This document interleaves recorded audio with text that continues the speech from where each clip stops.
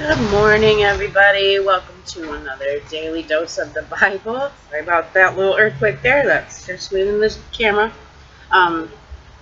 So we're in Genesis right now, the beginning of creation. It's hard to tell exactly. I'm not sure. It's hard to tell. I'm sure people know. I'm assuming maybe one of those times when Moses was up on the mountain, Jesus or God came down and talked to him about how these things went on and told him what to write down and give him the understanding of that he created the earth, he created the heavens and the earth and all the things that are in it. And we went through the history of creation, it's called, in chapter 1 of Genesis, and it ends with God saw everything that he made, and indeed it was very good. And that was on the 6th day. So whether that's 6 periods of time, 6 millennia, the 6th, I always think of it kind of like maybe the 6th phase of his creation, I don't really know, but I know that God is a wonderful creator who had all these things planned out from the very beginning, and he is not a mad scientist. He's like the most brilliant scientist. He invented science, so I hope someday I'll get to watch the beginning, the movie or whatever. But so we will start today with chapter 2 of Genesis. It's the end of the history of creation. Thus the heavens and the earth and all the host of them were finished. And on the 7th day God ended his work, which he had done, and he rested on the 7th day from all his work from which he had done. Then God blessed the 7th day and sanctified it, because in it he rested from all his work which God had created and made. This is the history of the heavens and the earth, when they were created, in the day that the Lord had made the heavens and the earth, before they planted the field, before any plant of the field was in the earth, or before any herb had grown. For God, the Lord God, had not caused it to rain on the earth, and there was no man to till the ground. But a mist went up from the earth and watered the whole face of the ground.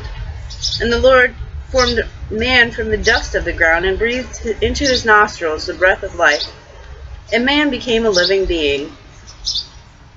So, that would be the 7th day. And then just a little bit about how God created us. Ashes to ashes, dust to dust. I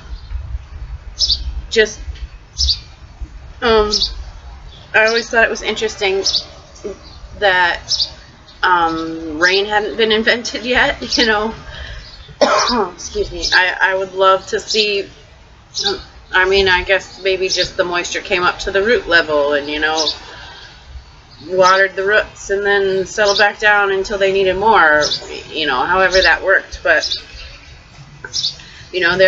there's a time when he changed that plan, I guess, and decided that he needed to create something to wipe us out. Now they're coming. It is raining right now, right here, and it just reminds me of the promise that he made never to flood us out entirely again. But so yeah, that's the 7th day. Oh, and the resting, because I think that's God wanted to emphasize that we're not creatures of just constant activity. We need to take a rest. We need to take a break. And you work hard for whatever you do, however you're doing it, as long as you're working for the Lord and you work hard, you need to take a break. He calls us to be peaceful and commune with him. And it doesn't have to be Sunday. I understand some people have to work, some people aren't able to go to church on Sunday, etc., etc.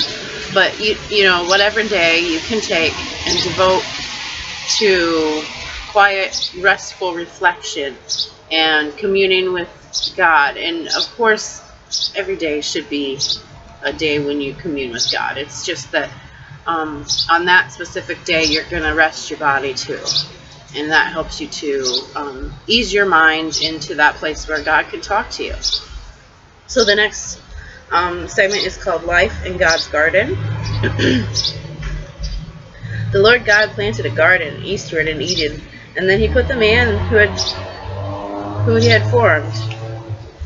And out of the ground the Lord made every tree grow that is pleasant to the sight and good for food. And the tree of life was also in the midst of the garden, and the tree of the knowledge of good and evil. Now a river went out of Eden to water the garden, and from there it parted and became 4 riverheads. The name of the first is Pishon. It is the one which skirts the whole land of Havilah, where there is gold, and the gold of the land is good. The bdellium and the onyx stone are there. Bdellium. The name of the second river is Gihon. It is the one that goes around the whole land of Cush. The name of the third river is Hiddekel. It is the one that goes toward the east of Assyria. The fourth is the river Euphrates. Then the Lord God took the man and put him in the garden of Eden to tend it and keep it. And the Lord commanded the man, saying, Of every tree of the garden you may eat, but the tree of the knowledge of good and evil you shall not eat, for in that day you eat it, you shall surely die. And the Lord God said, It is not good that man should be alone. I will make him a helper comparable to him. Out of the ground the Lord formed every beast of the field and every bird of the air, and brought them to Adam to see what he would call them. And whatever he called each living creature, that was its name. So Adam gave names to all cattle, to the birds of the air, and to every beast of the field. But for Adam there was not found a helper comparable to him. And the Lord God caused a deep sleep to fall on Adam, and he slept. And he took one of his ribs and closed up the flesh in its place. Then the rib which the Lord God had taken from the man, he made into a woman, and he brought her to the man. And Adam said, This is now bone of my bones and flesh of my flesh. She shall be called woman, because she is taken out of man. Therefore a man shall leave his father and mother, and be joined with his wife, and they shall become one flesh. And they were both naked, the man and the wife, and they were not ashamed. So, I mean, surely it seems to me that God probably had planned to have a woman. That's how he created every other creature, was to procreate and travel across the earth. And I don't know that he really thought Adam would, be content to be by himself without the animals. And I like the deep sleep to fall on Adam, and he took one of his ribs and closed up the flesh in his. I can just see, it just sounds to me like a little surgery where, God's performing surgery, taking a rib, using this information to create a whole new person, the opposite and equal to Adam. Eve becomes the mother of all of creation, all of mankind, so, not all of creation.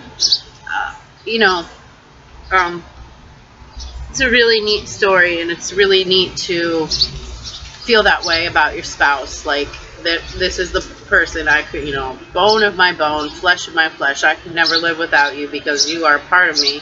And that,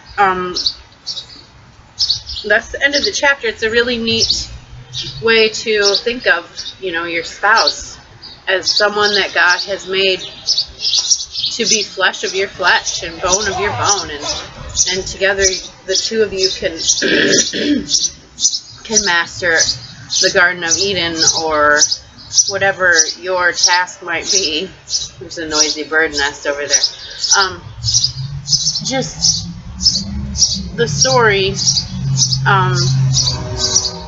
so full of, interesting details, things that we don't really, I'm not sure how that all went down, and it's really neat to think about, the the beginning of time and human time, and how God dabbled and what he did to make us who we are today, and how he's brought us through all these phases. And just, you know, as you go through the Bible, you can see way after way that he's tried to bring us foolish mankind, you know, us crazy people, he's tried to bring us to him so many different ways. And, you know, the gospel is how he finally decided to take care of it. But through Jesus, we can all be saved. And through Adam and Eve, I mean, you know, if we were Adam and Eve, I'm sure the same would have happened.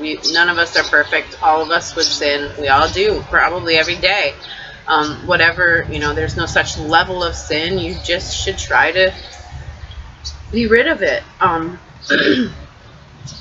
Just pray that you'll take this word and let it soak in, and you'll reflect upon the times of your life when God has done something really special for you. You know, Adam must have felt so blessed, and Eve as well, that they were brought together in that beautiful place to just be the perfect union. And whatever he's doing for you today, he's doing it in that same way.